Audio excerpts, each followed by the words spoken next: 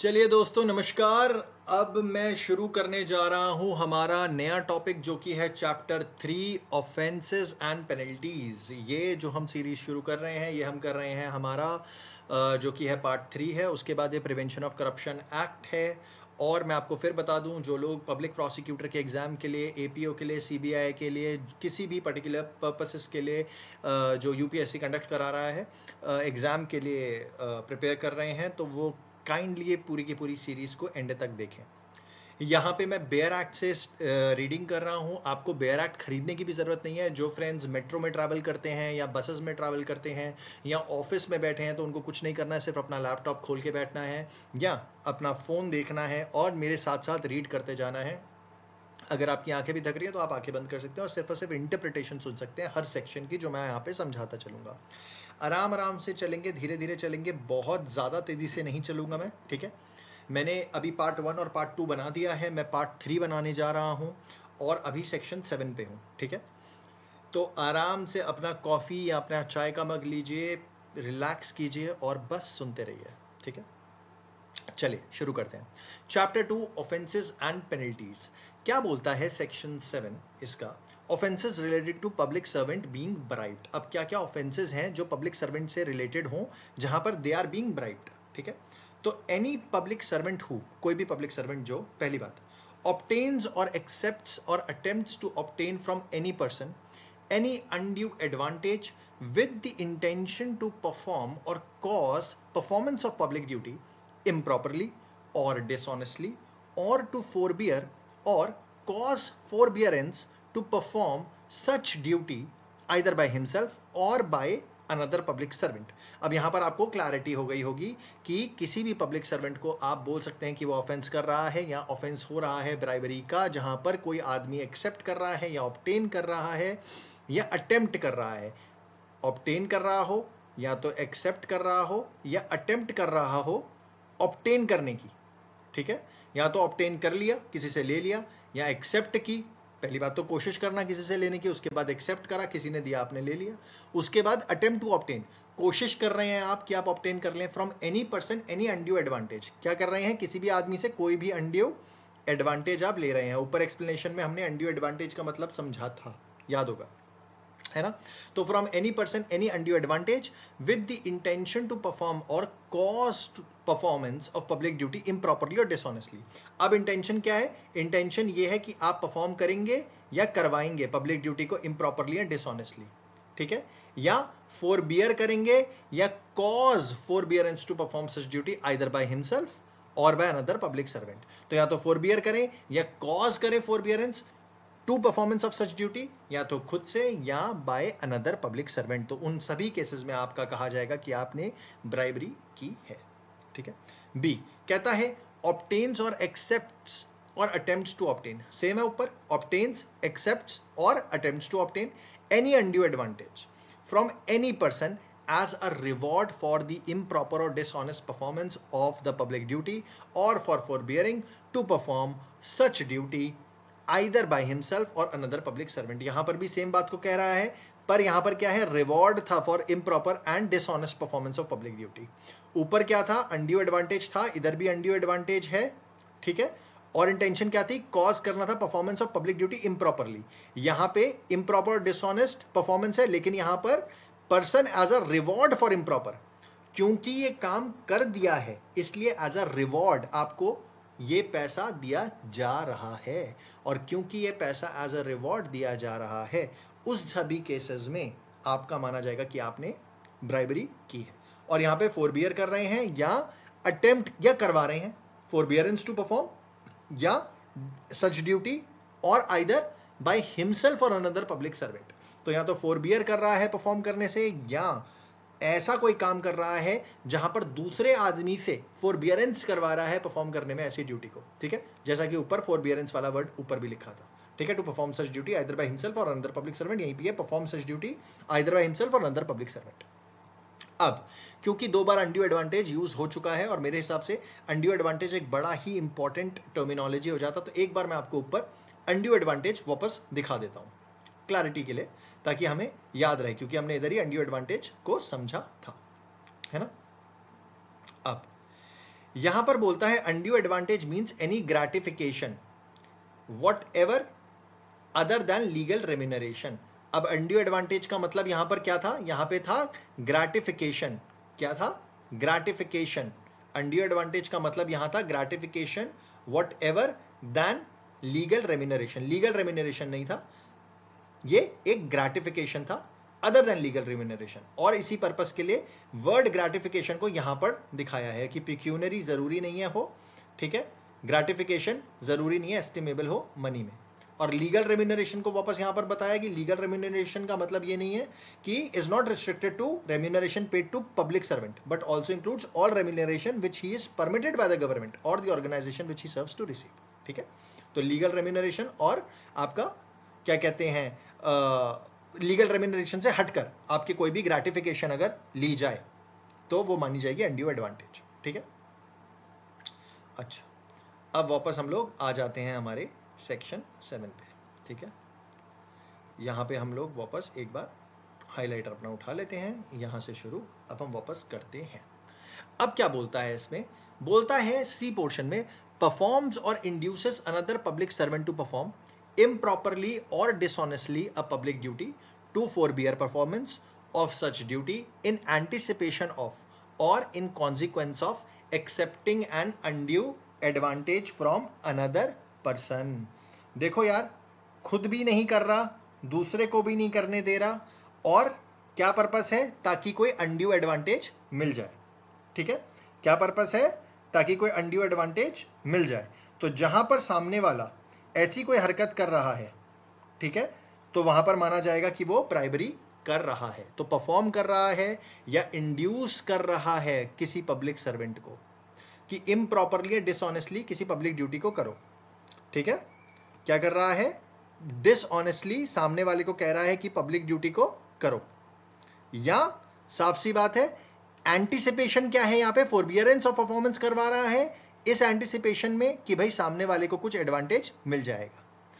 तो अगर ये 3 काम करवाए जा रहे हैं, अगर ये 3 काम करवाए जा रहे हैं तो उस केस में ये माना जाएगा कि ये जो बंदा है ये ब्राइबरी कर रहा है, और he shall be punished with imprisonment for a term which shall not be less than 3 years but which may extend to 7 years and shall also be liable to fine। तो यहां पर याद रखेंगे कि it shall not be less than 3 years, तो मतलब minimum 3 साल की तो सजा अगले को होगी ही होगी, लेकिन साथ ही साथ इसको एक्सटेंडेबल होगी टू 7 years ऑफ इम्प्रिजनमेंट। अब गाइज यहां पर हम एक एक्सप्लेनेशन समझते हैं। ठीक है, एक्सप्लेनेशन 1 देखते हैं क्या बोलता है। For the purpose of this section, मतलब इस सेक्शन के लिए, द ऑब्टेनिंग, एक्सेप्टिंग और attempting to obtain, obtaining terminology है, एक्सेप्टिंग या attempting to obtain an undue advantage shall itself constitute an offense even if performance of public duty by public servant is not or has not been improper। अब यहां पर सामने वाले को obtain करने की कोशिश कर रहा है। ठीक है, अगर सामने वाला ऑब्टेन करने की कोशिश कर रहा है तो उस केस में, या एक्सेप्ट करने की कोशिश कर रहा है या अटेम्प्ट करने की कोशिश कर रहा है कि वो ऑब्टेन करे कोई अनड्यू एडवांटेज, तो वो खुद में ही कॉन्स्टिट्यूट कर जाएगा एक ऑफेंस। बेशक performance of public duty by public servant is not और हैज नॉट बीन इम्प्रॉपर, बेशक उसकी जो ड्यूटी थी, जो भी उसने काम किया, ठीक है, इन पैसों के चक्कर में, ऑब्टेन करने के चक्कर में, या एक्सेप्ट करने के चक्कर में, या अटेम्प्ट की थी जो ऑब्टेन करने के लिए अनड्यू एडवांटेज, मतलब जो भी अनड्यू एडवांटेज के लिए इसने ये 3 तरीके लगाए थे, बेशक उन तरीकों को लगाने के बाद इसने जो पैसे कमाए वो कमा लिए और अपनी public duty up to the mark perform करी, लेकिन by virtue of the fact कि वो ऑब्टेन करने की कोशिश कर रहा था ये सारी चीजें, ये माना जाएगा कि ये बंदा क्या कर रहा है, अपने काम को ये एक तरीके से ऑफेंस कर रहा है। अब बेशक इसने पैसे कमा लिए, लेकिन still he is liable to the fact that he has obtained that undue advantage. ठीक है, अब यहां पर आप अगले इलिस्ट्रेशन को देखिए क्या बोल रहा है। अच्छा, एक चीज मैं और यहां पे बताऊं, बार बार इसमें टर्मिनोलॉजी में हम देख रहे थे कि भाई या तो इम्प्रॉपर हो प्रॉपरली हो, और क्योंकि ये एज एन एग्जाम्पल हम लोग समझ रहे हैं, है ना, तो ये देखो यहाँ पर कि ये जब ऊपर हमने जो 3 ABC पढ़ा था तो उसमें हमने देखा था कि सामने वाला कहीं ना कहीं ऑब्टेन कर रहा था, एक्सेप्ट कर रहा था या अटेम्प्ट कर रहा था। उसी तरह अनड्यू एडवांटेज लेने का या परफॉर्म कर रहा था या दूसरे को परफॉर्मेंस पे, ठीक है, इम्प्रॉपरली डिसऑनेस्टली इंकरेज कर रहा था या फोरबियरेंस कर रहा था परफॉर्मेंस की, मतलब सामने वाले को रोक रहा था कि लीगली राइट जो उसका है उसको ना मिल पाए, रिफ्रेन कर रहा था, ठीक है, कि इन्फोर्स कर पाए कोई लीगल राइट, ठीक है, चाहे वो टेम्पररी हो चाहे वो कुछ भी हो। तो जहां पर ये सामने वाले को फोरबियरेंस के लिए फोर्स कर रहा है कि भैया मत करने दो, मत करो, ठीक है, या रोक रहा है उस चीज को होने से, वहां पर भी ये लायबल हो जा रहा था। अब यहां पर जरूरी नहीं है, इस वाले पोर्शन में एक्सप्लेनेशन 1 में हमने जरूरी नहीं है कि सामने वाले ने अपने काम को रोका हो, एज अ पब्लिक सर्वेंट उसने अपने काम को रोका हो, जरूरी नहीं है। अगर उसने ऑब्टेन करा या एक्सेप्ट किया या अटेम्प्ट किया ऑब्टेन करने के लिए कोई भी अनड्यू एडवांटेज, तो वहां पर यह माना जाएगा कि भैया उसने ऑफेंस किया है इस सेक्शन के अंतर्गत, ठीक है। इस चीज को आप हमेशा याद रखेंगे। आई होप आपको ये चीज ध्यान रहेगी। आगे बढ़ जाते हैं, अब आ जाते हैं हम लोग इलिस्ट्रेशन पे। अब इलिस्ट्रेशन क्या बोलता है, a public servant S asks a person P to give him an amount of 5,000 rupees to process his routine ration card application on time. S is guilty of an offence under this section. साफ सी बात है भाई, S ने बोला P को कि साहब 5,000 रुपए दो मुझे ताकि मैं आपका जो राशन कार्ड है उसको प्रोसेस कर दूं, ठीक है, राशन कार्ड की एप्लीकेशन को टाइम पर प्रोसेस कर दूं। अब एस गिल्टी ऑफेंस के लिए इस सेक्शन में अब फर्क नहीं पड़ता चाहे उसने राशन कार्ड को सही तरीके से प्रोसेस किया था, नहीं किया था, क्या किया था, लेकिन क्योंकि अनड्यू एडवांटेज लेने की कोशिश कर रहा था तो यहाँ पे वो लायबल हो गया। एक्सप्लेनेशन 2 देखते हैं। For the purpose of this section the expression obtains और अटेम्प्ट एक्सेप्ट्स, एक्सप्रेशन जहां पे ऑब्टेन या एक्सेप्ट है या attempt to obtain shall cover cases where a person being public servant obtains or accepts or attempts to obtain any undue advantage for himself or another person by abusing his position as public servant or by using his personal influence over another public servant or by any other corrupt or illegal means। अब यहां पर obtain, attempts या accept वाला portion सिर्फ और सिर्फ उसके खुद के लिए ही नहीं है, लेकिन ऐसे के लिए भी है जो वो किसी और के लिए कर रहा हो। अब जरूरी नहीं है कि खुद ही पैसे ले रहा हो, किसी और को पैसे दिलवा रहा हो, है ना, अपनी पोजीशन का अब्यूज कर रहा हो, किसी को एडवांटेज मतलब अड्यू एडवांटेज किसी को दिलवाने की कोशिश कर रहा है अपनी पोजीशन के वर्च्यू से, ठीक है, because he is a public servant, तो अपने पर्सनल इन्फ्लुएंस को यूज कर रहा है ओवर अनदर पब्लिक सर्वेंट, ये भी आपका है अनड्यू एडवांटेज ही है एक तरीके का, ठीक है। ये कोई और करप्ट इलीगल मीन्स यूज कर रहा है तो उस केस में भी लायबल हो जाएगा यहाँ पे, ठीक है। तो एक्सप्रेशन ऑब्टेन, एक्सेप्ट्स या अटेम्प्ट टू ऑब्टेन खुद के लिए ही नहीं लेकिन किसी और के लिए भी वो अगर करता है अपनी पावर को यूज, तो भी ये एक्सप्रेशंस उसके लिए यूज किए जा सकते हैं। दूसरा पोर्शन है, it shall be immaterial whether such person being a public servant obtains और एक्सेप्ट्स और attempts to obtain the undue advantage directly और थ्रू थर्ड पार्टी। यहाँ पे फर्क नहीं पड़ता कि डायरेक्टली ऑब्टेन कर रहा है या थ्रू थर्ड पार्टी, किसी थर्ड पार्टी के थ्रू भी ऑब्टेन कर सकता है, तो उसमें भी लायबल हो जाएगा। कोई रॉकेट साइंस नहीं है, बड़ा सिंपल है। अब आते हैं सेक्शन 7A पे, कहता है taking undue advantage to influence public servant by corrupt और इलीगल मीन्स और by exercise of personal influence. यहाँ पर बहुत इंपॉर्टेंट बात आ गई कि कोई अनड्यू एडवांटेज ले रहा है, taking undue advantage to influence public servant by corrupt और इलीगल मीन्स, ठीक है। तो अनड्यू एडवांटेज लेने की कोशिश करना, इन्फ्लुएंस करके कैसे, पब्लिक सर्वेंट को किसी करप्ट या इलीगल मीन्स के द्वारा और by exercise of personal influence या एक्सरसाइज करना पर्सनल इन्फ्लुएंस को, अनड्यू एडवांटेज लेने की कोशिश करना, ठीक है।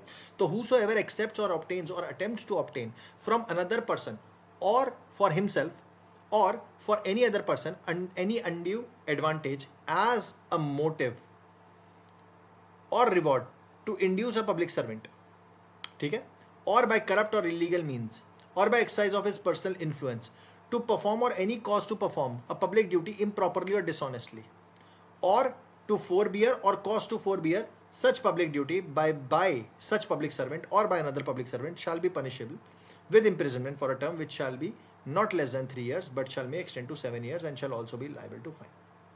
अब यहाँ पर क्या हो रहा है कि एक्सरसाइज की जा रही है, अपना करप्ट तरीके से एक्सरसाइज किया जा रहा है इन्फ्लुएंस पब्लिक सर्वेंट पे। तो अनड्यू एडवांटेज किसका लिया जा रहा है, पब्लिक सर्वेंट का लिया जा रहा है करप्ट या इलीगल मींस के द्वारा, और एक्सरसाइज किया जा रहा है पर्सनल इन्फ्लुएंस। तो जो भी एक्सेप्ट कर रहा है या ऑब्टेन कर रहा है या अटेम्प्ट कर रहा है ऑब्टेन करने की किसी भी पर्सन से, चाहे खुद के लिए या for any other person any undue advantage as a motive या reward to induce a public servant, किस चीज के लिए? कि वो इंड्यूस करेगा एज अ मोटिव और reward to induce a public servant by corrupt और इलीगल मीन्स, मतलब इंड्यूस किया जा रहा है पब्लिक सर्वेंट को, ठीक है, बाय करप्ट या इलीगल मीन्स के द्वारा, या एक्सरसाइज किया जा रहा है अपना पर्सनल इन्फ्लुएंस का, कि परफॉर्म करे या कॉज करे परफॉर्म कोई पब्लिक ड्यूटी इम्प्रॉपरली या डिसऑनेस्टली, या फोरबियर करे मतलब रोके, या कॉज टू फोरबियर या किसी और को रुकवाए such public duty by such public servant और by another public servant shall be punish with imprisonment. इसको भाई सजा मिलेगी इम्प्रिजनमेंट की, पर यहाँ पर इम्प्रिजनमेंट जो होगी वो 3 से 7 साल के बीच में ही होगी और फाइन भी लग जाएगा, ठीक है।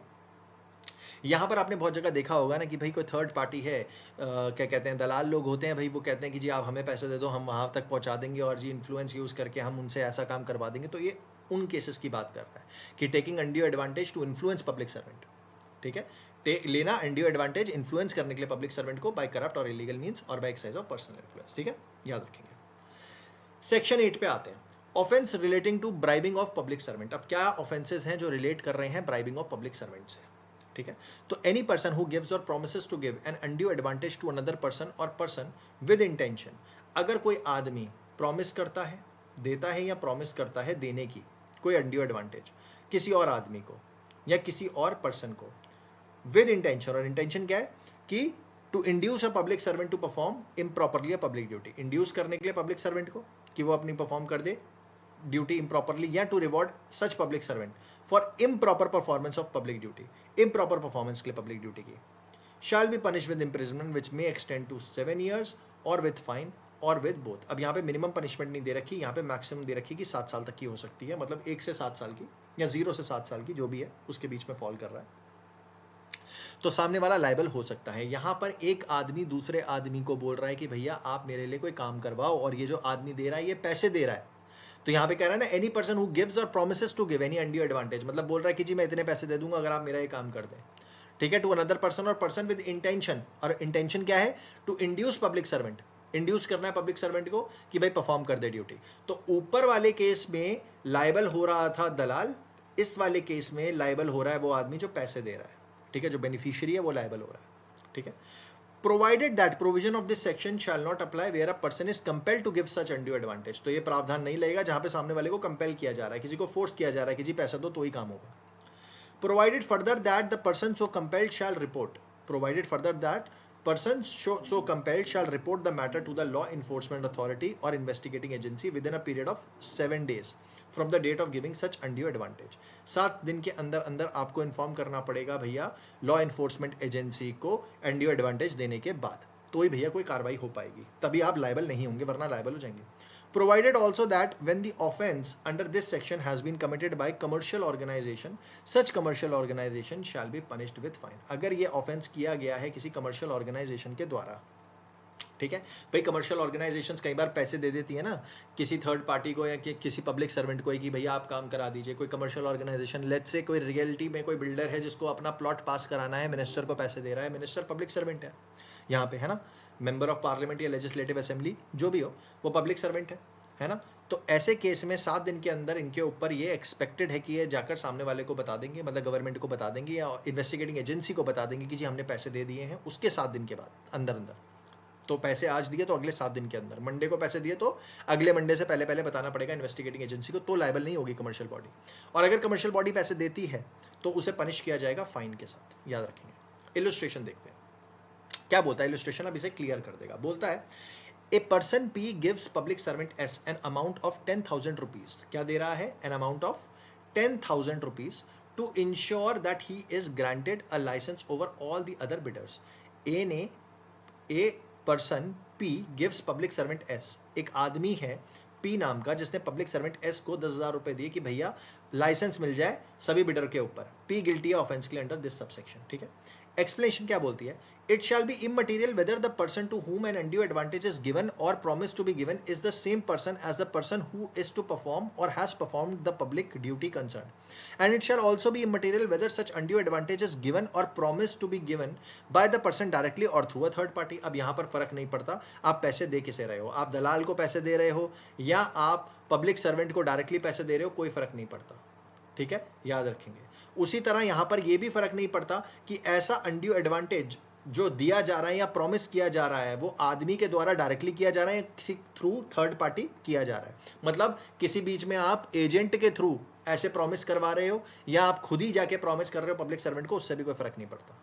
ठीक है, थर्ड पार्टी के थ्रू भी कोई प्रॉमिस करवा रहे हो ना कि भाई मैं डायरेक्टली मैं तो नहीं दूंगा पैसे आपको जी, वहां से दूसरी पार्टी, वहां से तीसरी कोई पार्टी है, चौथी कोई पार्टी है, वो पैसे दे देगी आपको।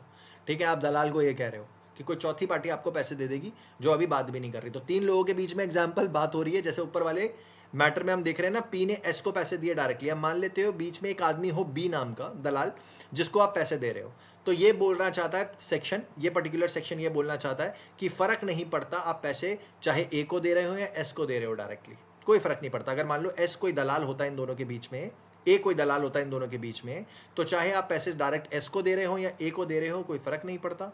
उसी तरह मान लो अगर कोई चौथी पार्टी बी भी होती इसमें, ठीक है, जो इस पर्टिकुलर ट्रांजैक्शन से रिलेटेड नहीं है, और पी बोल रहा है ए को या एस को कि आपको बी के थ्रू पैसा दिलवा दूंगा मैं, किसके थ्रू, बी के थ्रू पैसा दिलवा दूंगा। अगर बी भी कोई चौथी पार्टी होती, मान लेते हैं कि बी के थ्रू आपको पैसा आ जाएगा, तो भी कोई फर्क नहीं पड़ता, लायबल तो पी रहेगा ही रहेगा। ठीक है, आगे देखते हैं। अब बात कर रहा है सब सेक्शन 2 की, कहता है nothing in subsection 1 shall apply to a person, nothing subsection 1 में अप्लाई नहीं होगा ऐसे आदमी पे, if that person after informing a law enforcement authority or investigating agency gives or promises to give an undue advantage to another person in order to assist law enforcement authority or investigating agency of the offense alleged against the latter।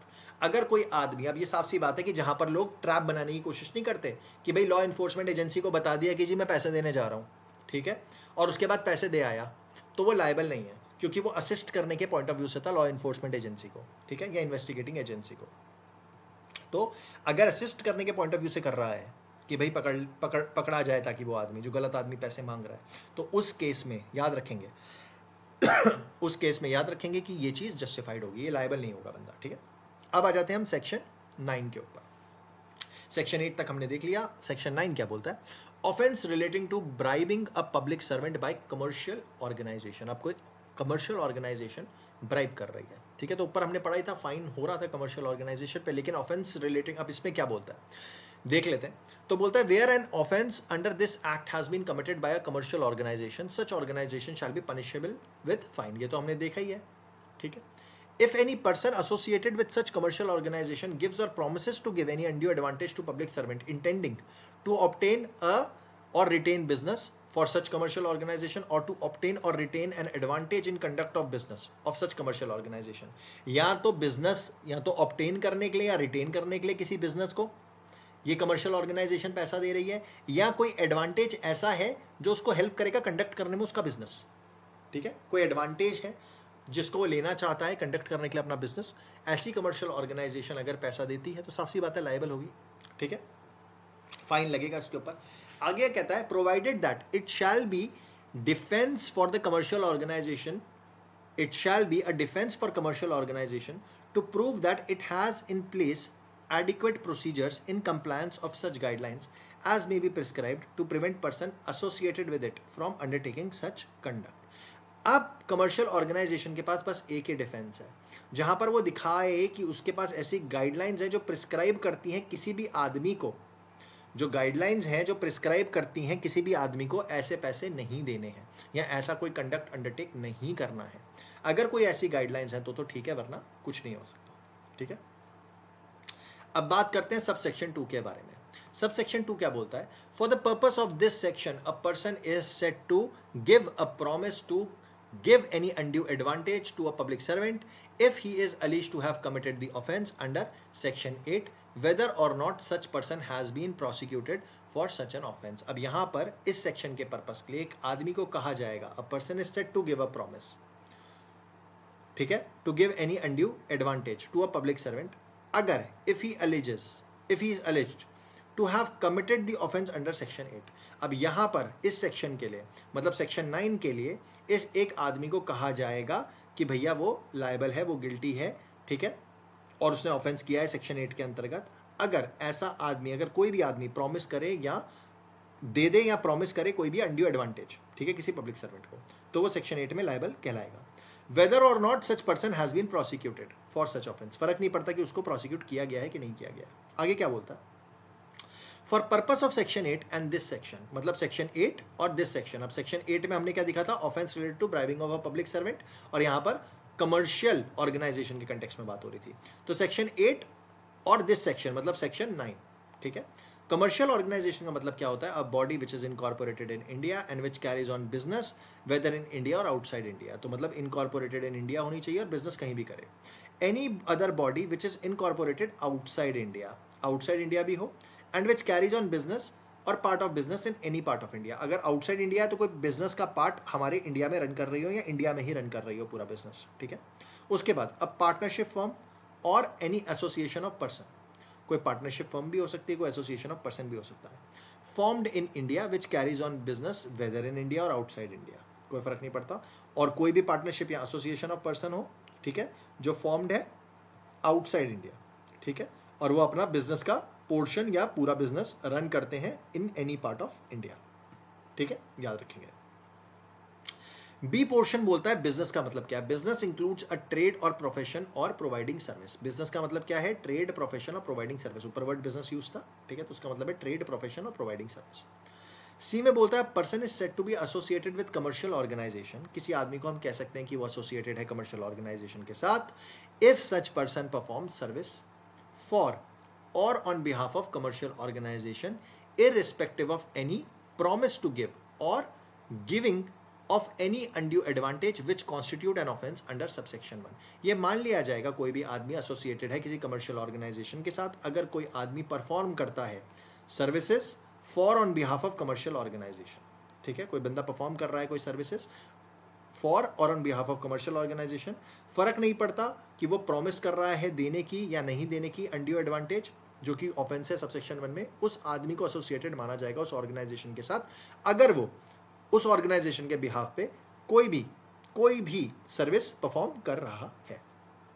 अब explanation 1 पढ़ते हैं। Explanation 1 क्या बोलता है, कहता है the capacity in which the person perform service for और on behalf of commercial organisation shall not matter irrespective of whether such person is employ or agent or subsidiary of such commercial organisation. देखो फर्क नहीं पड़ता वो बंदा किस capacity में है, क्या वो पर्सन एम्प्लॉय है, एजेंट है या कोई सब्सिडरी है उस कमर्शियल ऑर्गेनाइजेशन की, फर्क नहीं पड़ता, वो सिर्फ और सिर्फ सर्विस देनी चाहिए उसे। अगर वो सर्विस दे रहा है तो वो एम्प्लॉय मतलब वो लायबल हो जाएगा, मतलब वो एसोसिएटेड रहेगा उस ऑर्गेनाइजेशन से। ये तो कह रहा है कि capacity in which person perform service for on behalf of the commercial organisation shall not matter irrespective of whether the person is employee, agent or subsidiary of that commercial organization.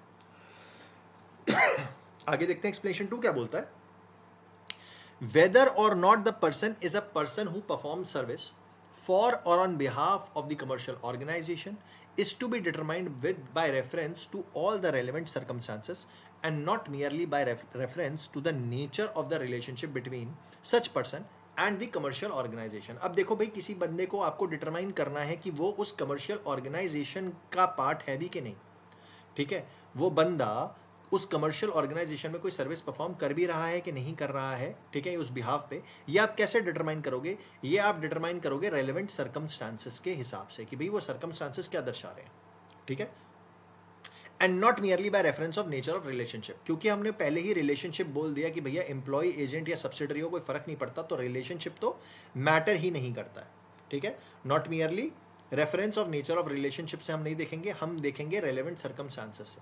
तो weather और not the person is a person who performs a service for or on behalf of the commercial organization is to be determined with reference to all relevant circumstances। क्योंकि यार देखो जरूरी थोड़े ना कि सामने वाले ने कोई कॉन्ट्रैक्ट किया हो उसके साथ, वरना लोग तो भैया कॉन्ट्रैक्ट के बेसिस पे कॉन्ट्रैक्ट ना किए भी किसी को हायर कर सकते हैं, ठीक है। कोई कॉन्ट्रैक्ट का अगर प्रूफ नहीं है तो फिर कैसे दिखाओगे कि सामने वाला उसका एजेंट था, एम्प्लॉय था या सब्सिडरी थी, ठीक है। अगर नेचर ऑफ रिलेशनशिप पे ही अगर आप सब कुछ बेस कर दोगे तो फिर काम नहीं बनेगा। पर अगर आपको किसी को पकड़ना है और दिखाना है कि ये परफॉर्म करता था सर्विस, तो आपको दिखाना होगा, डिटरमाइन करवाना होगा चीज़ों को with reference to relevant circumstances. Circumstances क्या शो कर रहे हैं, सर्कमस्टांसेस अगर यही शो कर रहे हैं कि ये बंदा परफॉर्म कर रहा था इस कमर्शियल ऑर्गेनाइजेशन के बिहाफ पे काम, तो भैया वो बंदा माना जाएगा उस ऑर्गेनाइजेशन से एसोसिएटेड है, ठीक है। अब आते हैं एक्सप्लेनेशन 3 पे, क्या बोलता है, if the person is an employ of commercial organisation, अगर कोई आदमी क्या है, एम्प्लॉय है किसी कमर्शियल ऑर्गेनाइजेशन का, it shall be presumed unless the contrary is proved, it shall be presumed unless the contrary is proved that such person is a person who has performed service for or on behalf of commercial organization. देखो, अगर कोई आदमी employ है, क्या बोला मैंने, अगर कोई आदमी एम्प्लॉय है ऑफ अ कमर्शियल ऑर्गेनाइजेशन, तो ये प्रज्यूम किया जाएगा जब तक कॉन्ट्ररी ना दिखाया जाए, जब तक कुछ कॉन्ट्ररी ना दिखाया जाए, that such person is a person who has performed service, ठीक है, फॉर और on behalf of commercial organisation. जब तक ये ना दिखाया जाए कि इस बंदे ने परफॉर्म नहीं किया कोई सर्विस, मतलब वो परफॉर्म नहीं कर रहा था, तब तक ये माना जाएगा कि वो क्या कहते हैं, परफॉर्म कर रहा था. ठीक है, तो यही बात है. If the person is an employ of commercial organisation, it shall be presumed unless contrary is proved that such person is a person who performed service. तो ये माना जाएगा कि वो एम्प्लॉय जो है अगर कोई कमर्शियल ऑर्गेनाइजेशन का, तो ये माना जाएगा वो परफॉर्म कर रहा था सर्विस को, ठीक है, ऑन और behalf of the commercial organisation, जब तक कॉन्ट्रेरी ना प्रूव किया जाए. जब तक ये प्रज्यूमेशन तो यही रहेगी कि भैया है, ये कर रहा है सर्विस. लेकिन अगर कॉन्ट्रेरी आप प्रूव कर देते हैं कि ये नहीं कर रहा है सर्विस, तो कमर्शियल ऑर्गेनाइजेशन का एम्प्लॉय होते हुए भी वो बंदा कमर्शियल ऑर्गेनाइजेशन के बिहाफ पे काम नहीं कर रहा. मतलब मान लेते हैं कोई डिसऑनेस्ट एम्प्लॉय है और वो किसी कमर्शियल ऑर्गेनाइजेशन में काम कर रहा है, ठीक है, और वो कंपनी के, कमर्शियल ऑर्गेनाइजेशन के बिना नोटिस के कुछ उल्टे सीधे काम कर रहा है, तो ये आदमी इंडिविजुअली लायबल होना चाहिए ना. इसमें कमर्शियल ऑर्गेनाइजेशन को क्यों फाइन करोगे, है ना. इसी डिस्टिंक्शन को दिखाने के लिए यहाँ पर ये बात दर्शाई गई है कि वो कमर्शियल ऑर्गेनाइजेशन के बिहाफ पे काम नहीं कर रहा था, अपनी इंडिविजुअल कैपेसिटी में काम कर रहा था. ठीक है, अगर आप ये दिखा दें तो बात ठीक है, वरना ये प्रज्यूम किया जाएगा कि वो आप ही के लिए काम कर रहा था. ठीक है, अब आते हैं सबसेक्शन 4 के ऊपर. क्या बोलता है, not with standing anything contained in the code of criminal procedure. अब फर्क नहीं पड़ता कि criminal code of criminal procedure में क्या लिखा है.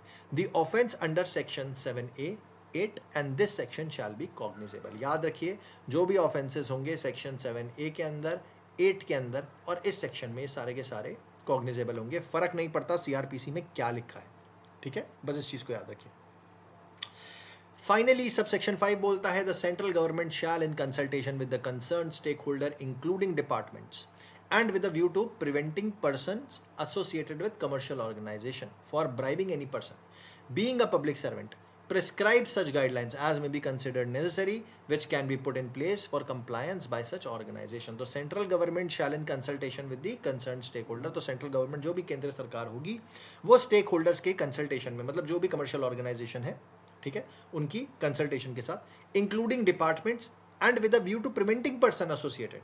डिपार्टमेंट्स के व्यू के साथ, मतलब इंक्लूड करते हुए डिपार्टमेंट्स को, and with a view of preventing person associated with commercial organisation, और प्रिवेंट करने के लिए किसी आदमी को जो एसोसिएटेड है किसी कमर्शियल ऑर्गेनाइजेशन के, फ्रॉम ब्राइबिंग एनी पर्सन, या किसी पब्लिक सर्वेंट को ब्राइब करने से रोकने के पॉइंट ऑफ व्यू से प्रिस्क्राइब करेगी guidelines as may be considered necessary, जो कि नेसेसरी हो ऐसी गाइडलाइंस देगी, which can be put in place for compliance by such organization.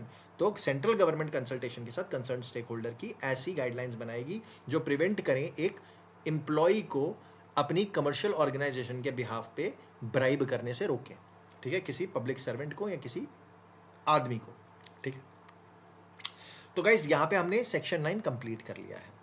अब हम आ जाते हैं हमारे सेक्शन 10 के ऊपर. ठीक है, उसके बाद हम यहाँ पर ये वाला पोर्शन अपना कंप्लीट करेंगे. अपने अगले पार्ट में हम सेक्शन 11 से शुरू करेंगे, लेकिन अभी सेक्शन 10 को कंप्लीट करते हैं. क्या बोलता है, person in charge of commercial organisation to be guilty of offence.